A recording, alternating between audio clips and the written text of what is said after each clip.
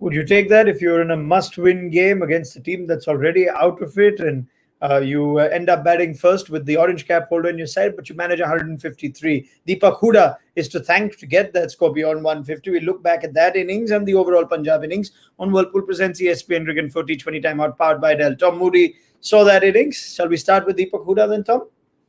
Why not? It was a special knock. He, needed to pull a rabbit out of his hat, didn't he? Because, the Kings 11 just dug a massive hole for themselves and were going nowhere. And then, thankfully for them, Deepak Huda, who we know has got that type of game. I've worked with Deepak Huda for a number of years at Sunrisers Hyderabad, and you know that if you scratch underneath that surface, there is that ability to hit the ball like he hit it this evening. So, a much-needed 62 from him, and it was a brilliant knock and another reminder of, the fact that he has got that power game.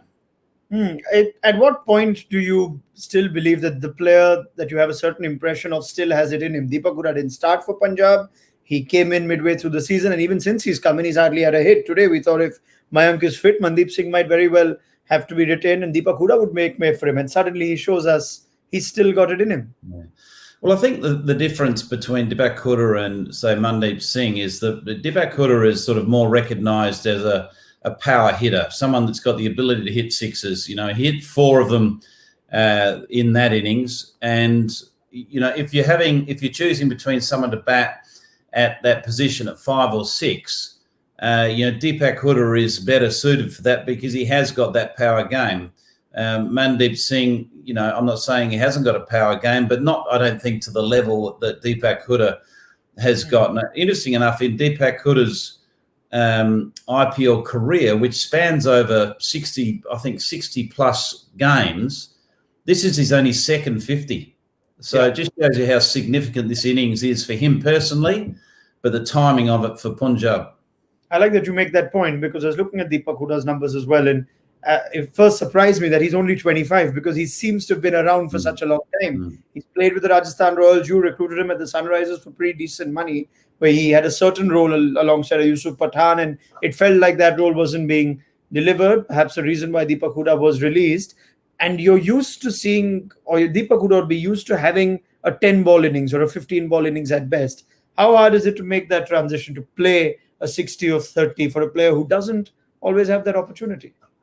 Yeah, not easy. I'm sure if you asked him and many others that sort of bat down the order, they'd welcome the chance to bat 30 balls every time they play in a T20 match. And I think a lot of people don't recognise, statistics. They don't sort of see through the statistics when they are posted to, where those balls are faced and under what circumstances. It's a lot easier game in T20 cricket batting in the first 3.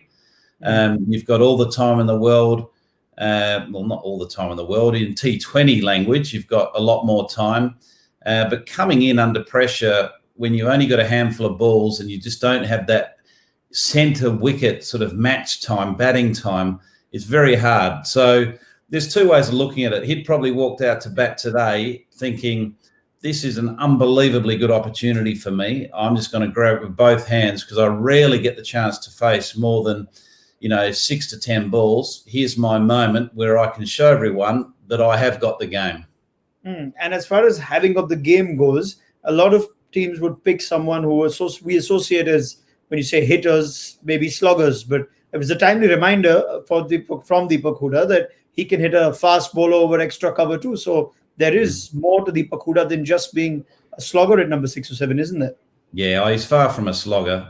For his domestic side in Baroda, he bats at the top of the order. He bats anywhere 3 or 4. So he's a proper batsman. He's just recognised more in T20 cricket and in IPL cricket as someone that, can hit sixes. And he gained that reputation first at Rajasthan, where he started his career. We then recruited him because we were needing that type of power hitter down the middle order a number of years ago at Sunrisers Hyderabad. He didn't really grasp his opportunities. You could argue that maybe he could have been given a few more chances, but he interesting enough, I seem to recall, I can't give you the exact number, but I think he ran himself out, I reckon, at least 5 times in over a 3-year period, which is not, an ideal situation when you're only getting 10 balls a game. All right. Full credit to Deepak Hooda. But let's just discuss why it had to be such a rescue effort for him in the first place. It was a confusing first half an hour or so from my view, Tom, because it looked like Kings 11 actually started well. The first 5 overs seemed pretty good. And then all of a sudden, you're looking at a period where not much was happening. KL Rahul has been dismissed for 29 of 27 when I actually thought he was coming out with the intent to go much harder. Can you just explain those first 10 overs? Yeah, look, I thought they got off to a great start. Their power play was really good. They set themselves a great foundation where they were looking like they were going to get 180 at a minimum total. And interesting enough, again, KL Rahul, it's nearly like he has battered himself out of form.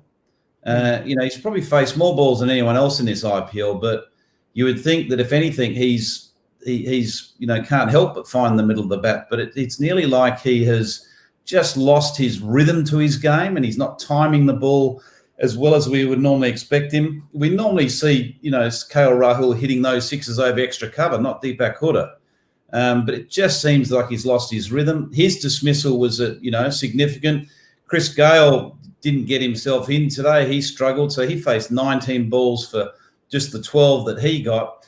We've all been waiting for Nicholas Pooran. There's been a lot of talk about Nicholas Pooran, but again, a bit like Deepak Hooda, he had his chance to really show the IPL what he's made of. He fell softly just for a couple. You just wonder whether the eye on the prize was just that little bit of pressure that gave them the wobbles in that middle phase. Yeah, it is something we did discuss pre-show as well. Does Rahul strike you as someone who lacks a little bit of clarity or mentally isn't quite sure of what gear to approach each innings with or each situation with? No, I think he's just shown that he, like a lot of other batsmen, are human, and you can't go out there. And I think probably the worst thing he did was get 130 early in the tournament, and sort of show everyone that that he has got all the gears and he's got an amazing game, which we know anyway. But I think he's also shown us that that he, like every other batsman, have their failings. They can't walk out to bat every single time and time the ball sweetly. They have to sometimes navigate and play a bit of an ugly innings. There's a number of players in that category in this IPL. Virat Kohli, we haven't seen really get going at all during this IPL. So, I don't think KL Rahul's on his own here. The only thing that, will be frustrating him is, I think, just the rhythm in his game is not quite like you would like it to be. It's certainly not like what it was in the first third of the tournament. But again, people just recall back to that 130 and think, well, what's the matter with you? Why aren't you playing like that? Yeah, why aren't you playing like that every game? Yeah, fair point. He perhaps, this is an easy game. He perhaps spoiled us with his high standards set in the first part. And add to that, all the drama surrounding Punjab has perhaps just put the focal point on KL Rahul. But let's spare a moment for Chennai's bowlers too, who it looks like ever since the pressure of making the playoffs has gone off them, it's not like they've just shown up every game. They put in quite a performance, and I'd particularly like to pick Alungi Ngidi, who has perhaps shown that a little more faith in him could have been shown through this season, Tom. Yeah, look, he's bowled well, hasn't he? And I think, he's when they bring up his career numbers, even though it's only a reasonably short career, it's very impressive. A little bit expensive today, but that's more the end of his bowling spell. He copped a little bit of stick, but the most important number there is the 3 wickets, the impact that he had. He bowled a beautiful slow ball to get rid of KL Rahul. He appears to have all the soft skills along with some genuine pace. So, he's someone that probably on reflection, which is easy to do after the event, Stephen Fleming and Dhoni will probably look back and think, well, maybe we could have started with this combination in our team, which included Ngidi. Yeah, the funny part was they actually started with him, didn't they? And he was the standout bowler in that opening day win against Mumbai. He then bowled 3 good overs at Sharjah against Rajasthan, and Jofra Archer hit him for those 4 sixes. Did not feature for a month in the tournament. Came back last game against Kolkata, got Nitish Rana, got a couple of big wickets, comes here again, gets few wickets. Yes, death bowling seems to be an issue, but can Ngidi be the kind of overseas seamer that you can trust to lead your attack next season if CSK are looking to rebuild? Is he in that league for you just yet? Yeah, I think he's proved that he's definitely got to be in that consideration. Look, he doesn't have quite got the profile yet of a Rabada or a Jofra Archer, but he's not far behind. And I think you just need to look at how he's taking his wickets. He's not taking them at the back end of the innings where, the event's already been played out. He's having an impact at the beginning and the middle of the innings, which is really when you want your key bowlers to be having an impact. It's all well and good taking wickets, but it's where and how you take your wickets you need to really discover to make sure you're making the right decisions when it comes to either retention or picking players out of an auction. Right then, 153. Do Kings 11 think they've got enough to bowl at? They've got something to bowl at? Well, I think they probably got 20 more than they thought they were going to have at one stage. I think they'll be anxious with that total, but I think also that that they know if they bowl and feel well, they can definitely defend that. If it was 130, 135, which was what it was looking like, you've got little chance. But I think when you're above 150, if you get it all right on the fielding side and the bowling side, well, you're in the game. Well, they're without Arshdeep in this one. They've got in a Jimmy Neesham. It looks like a lot of bowlers that would ideally pick that period from outside the power play till before the deaths to bowl. Can we see a little creativity here? Can we see a lot of leg spin in the power play? Yeah, look, it's going to be interesting to see how they operate. Someone like Jimmy Neesham, I think they'll definitely bowl him one over in the power play. I think that they've gone with Ashwin to bowl overs in the power. I'd like to see Bishnoi bowl an over, if not two overs in that power play. I think just his trajectory and the fact that he attacks the stumps in his style of leg spin bowling more than what Ashwin does, I think he may be a good option to consider in that power play. They do need early wickets, and obviously Faf du Plessis, even though he's come back from being out of the side due to injury, he's a key wicket. If they can knock over him early, they'll grow a lot of confidence from that impact.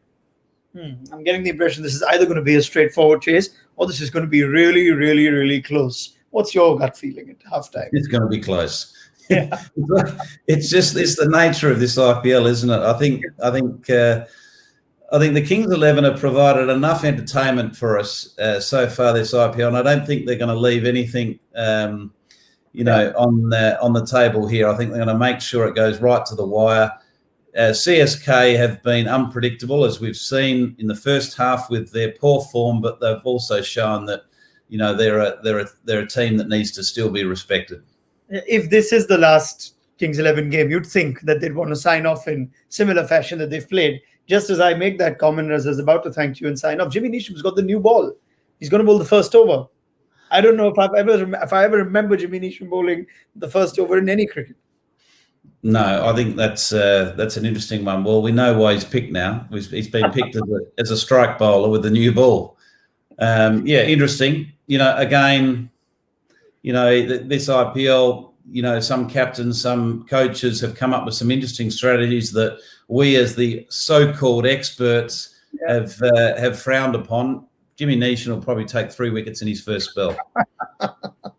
Let's pick up the chat at the end of it. Thank you very much to Tom Moody. Massive 20 overs for Kings 11 Punjab. If they are to keep their IPL campaign alive, they've got to defend this against CSK. Let's see if they can take one team down with them, the Chennai Super Kings. Interesting tactics already employed with Jimmy Neesham in the new ball. Lots of leg spinners, lots of right-handers. And who's to say that this one won't go down to the wire, as Tom Moody's pointed out. Let's pick up this chat after this one and build up to KKR against Rajasthan. We'll be keeping a very close eye on this result too on our mid-inning show, or rather our bridge show between the two games on Whirlpool Presents ESPN Cricket for T20 Timeout, powered by Dell.